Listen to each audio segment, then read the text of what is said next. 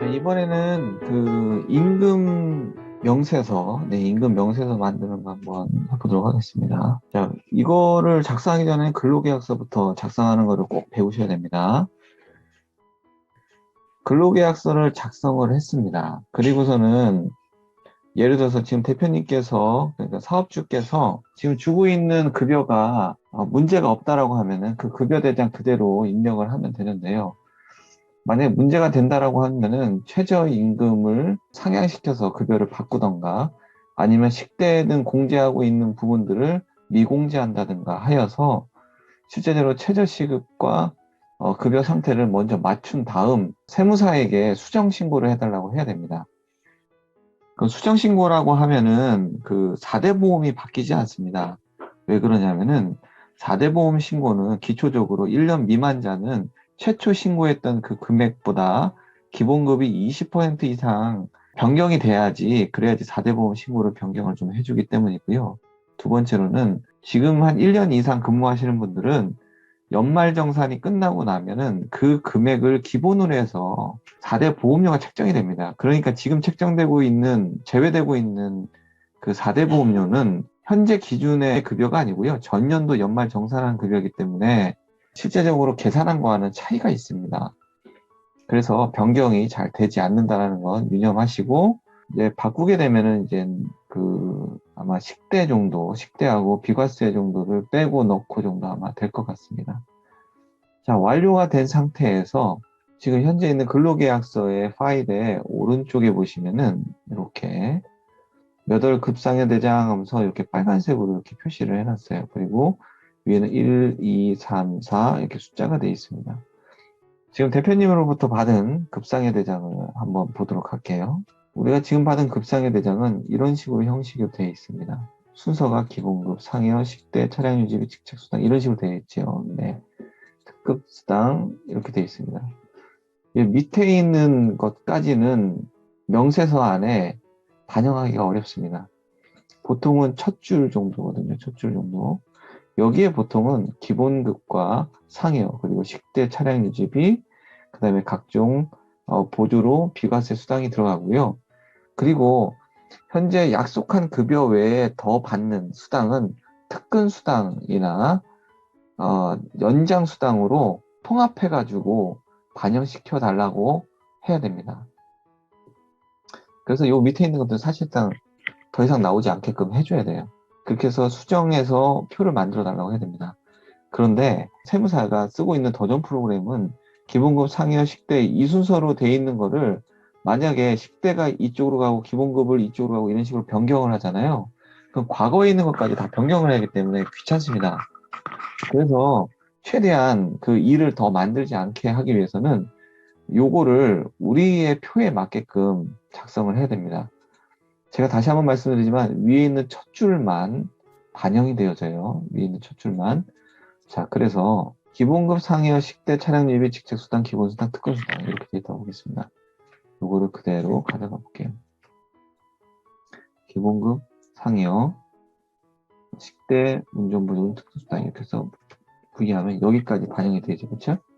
국민연금, 다시 국민연금부터 건강보험료, 소득세, 지방소득세, 컨트롤 C, 여기다가 컨트롤 V 됐습니다. 자, 이렇게 하고요. 그 다음에 우린 기본급 상여 식대 차량 유지비 이렇게 돼 있는데요. 이 매번 바뀌는 연장수당을 제외한 나머지 급여들은 상여와 연장수당을 제외한 나머지 급여들은 매달 똑같아요. 네. 왜냐면 그렇게 주기로 약속했기 때문이죠. 상여금은 이제 보너스처럼 바뀔 수가 있기 때문에, 그리고 특근수당은 그 연장 근로가 더 있을 수 있기 때문에 각각 여기는 바뀔 수가 있습니다. 나머지는 다 동일하기 때문에 우리가 근로계약서에 작성됐었던 그 총금액을 그대로 따라오게 되어 있습니다. 그래서 매달 요것만 바뀌게 되겠죠. 네. 그리고 임금명세서 안에는 요 내용이 공제되겠죠. 그렇죠. 자, 그래서 요 상태가 완료된 상태로 해서 임금명세서로 갑니다. 자, 임금명세서로 가셔서 상여금, 네, 이 상여금이 오른쪽에 보시면은 상여금 넘버라고 되어 있죠. 그렇죠? 이 상여금이 몇 번째의 순서에 있었더라라는 것을 적으시면 되는데 인적사항에 보시면 상여금이 몇 번이에요? 3번이죠. 그렇죠? 그러면 여기다가 3이라고 작성을 합니다. 기타 특근 수당은 몇 번이었죠?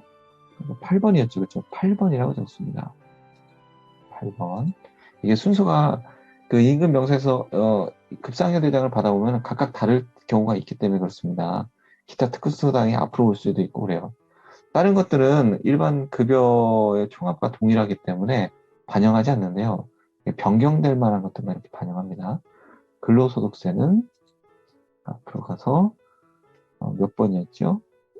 네, 여기 있습니다. 13번이었습니다. 지방소득세는 14번, 국민연금 9번, 건강보험 10번, 고용보험 11번, 장기요양보험 12번 이렇습니다. 대부분 이 순서대로 가는데요. 세무사의 특징에 따라서 이게 변경될 수도 있으니까 그래서 여기 있는 위에 있는 번호들을 임금명세서 안에 번호들을 이렇게 넣습니다. 그리고 결근공제금은 이렇게 특별한 내용들은 없기 때문에 있는 경우에만 이때만 수식으로 그 사람만 수식으로 작성해 줍니다. 자, 이렇게 되면 이게 임금명세서 세팅이 완료가 된 겁니다. 그 상태에서 다시 이쪽으로 가서요.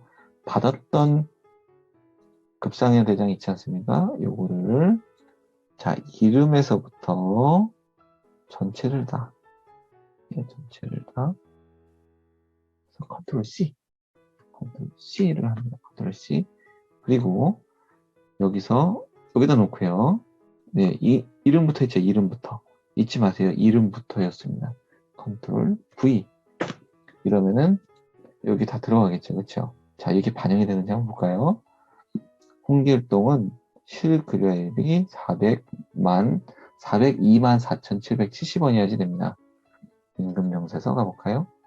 자, 홍길동, 예, 홍길동 보면 402만 4,770원. 402만 4,770원. 맞죠? 네. 자, 그 다음에, 뭐, 조용필 씨를 한번 볼까요? 조용필 씨. 네, 조용필 씨는 이분 같은 경우에는, 네, 200만 원을 받으시죠. 그쵸? 네, 근데 여기서 공제가 19만 5,900원이 돼서 18만 4,100원이 실수령액이 돼야 됩니다. 조용필 씨 한번 볼까요? 임금명세서 가져서 조용필 씨, 조용필, 네. 그러면 이 사람은 180만 4,100원. 네, 180만 4,100원. 이렇게 반영이 되는 겁니다. 예를 들어서요, 조용필 씨가 이때 특근 수당이 있었다고 할게요. 네, 특근 수당. 휴무일이라든가 현재 약속하기로 한 그 일보다도 더 많이 한 거죠. 그렇죠? 네. 그럴 경우에는 특근 수당을 이렇게 반영이 된 상태로 엑셀 파일이 왔겠죠. 그렇죠? 상년도만 20만 원 있었다고 보겠습니다. 네. 이렇게 있었다고 볼게요. 그럼 분명히 이것도 바뀌었을 거예요. 소득세가만 바뀌었을 겁니다.